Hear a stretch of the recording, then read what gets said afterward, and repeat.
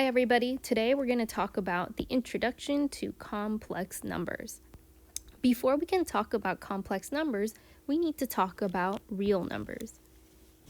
And up till now, every number that you've probably worked with is an example of a real number. The numbers I am writing right now, 0, 1, 2, 3, 4, 5, and etc., those are examples of natural numbers. If I add on the negative values, -2, -1, -3, -4, and so on, now everything that's on the number line that I've written are examples of integers. We have positive and negative whole values.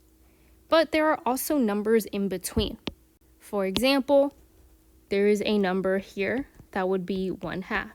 That is an example of a rational number. Any number that can be rewritten as a fraction is an example of a rational number.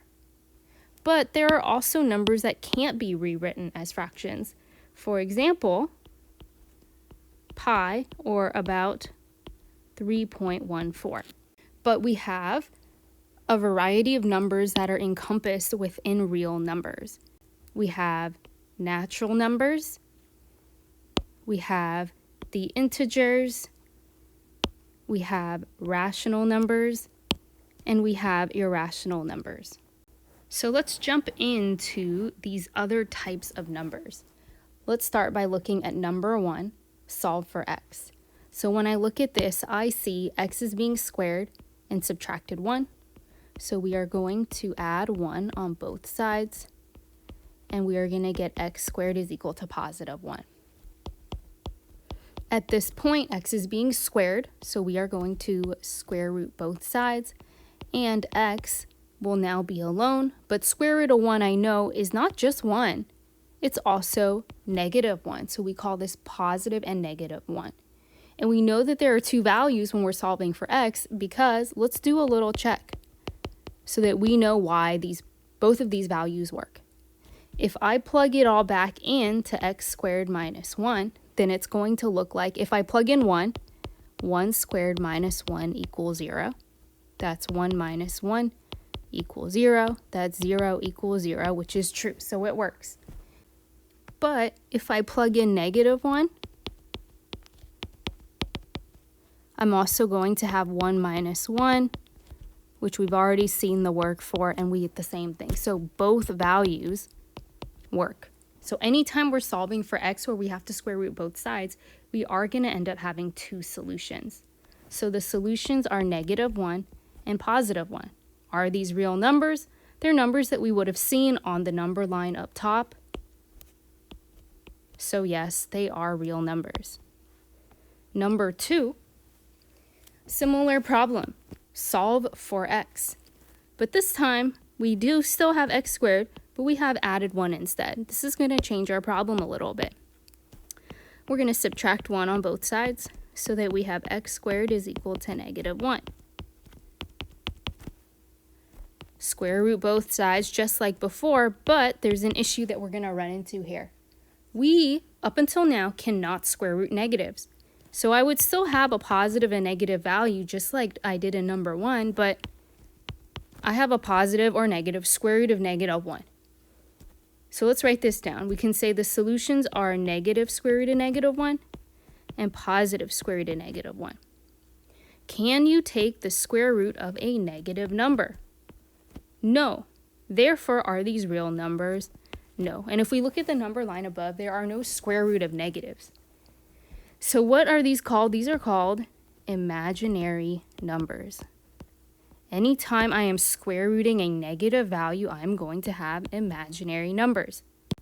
Physicists and mathematicians were getting stuck at this point in many calculations, so they decided to give it a temporary name and call it an imaginary number I. They assumed it was possible to take the square root of a negative number by calling square root of -1 I and proceed with their calculations. So actually, we don't want to call this a negative square root of -1. I want to call this -I. I also don't want to call this square root of -1. I'm going to call it +I. So we have some definitions now. We know that the negative square root of 1 is equal to I. But there's another definition that I can get from this that we may use later. If I rewrite this and I square both sides like so, the square and the square root would cancel out over here so that we just have negative 1. And on the right, we have I squared. So later on, we will see I squared and see that it is equal to negative 1. So how do we work with this? Let's look at number 3, for example. We have a square root of negative 17. So if I can figure out a way to rewrite it so that there's a square root of negative 1, then we're on our way. I can rewrite negative 17 as negative 1 times 17. I can then square root each of those. So I have square root of negative 1 times square root of 17. Well, based off the property that we saw above, right over here, the square root of negative 1 is equal to I. So instead of saying that I get an undefined solution, I can now say that I, root 17, is my simplified expression. I can do something similar for A as well. The square root of negative 7 is the same thing as negative 1 times 7 inside the root. The square root of negative 1 times the square root of 7. And then I have I root 7. And then finally for part B, now in part A and the example, we couldn't really simplify it a whole lot further because we couldn't really factor out any squares from 7 or 17. However, I can break down negative 25 into a bit more. Negative 25 is negative 1 times 25 for sure. I can say negative 1, square root of negative 1 times square root of 25. Square root of negative 1 is equal to I. Square root of 25 is equal to 5. And then we can write our final answer here as 5i.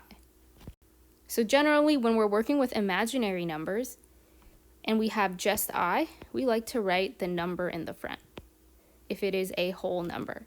If we have something that's an irrational number like a root, we usually like to put I in front of the radical like we have in the first one.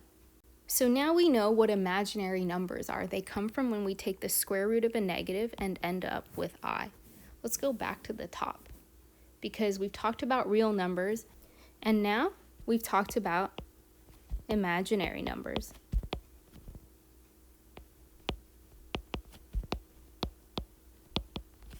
And imaginary numbers are like the solutions that we got at the bottom of the page, like I root 17 or I root 7 or 5i. These are examples of imaginary numbers.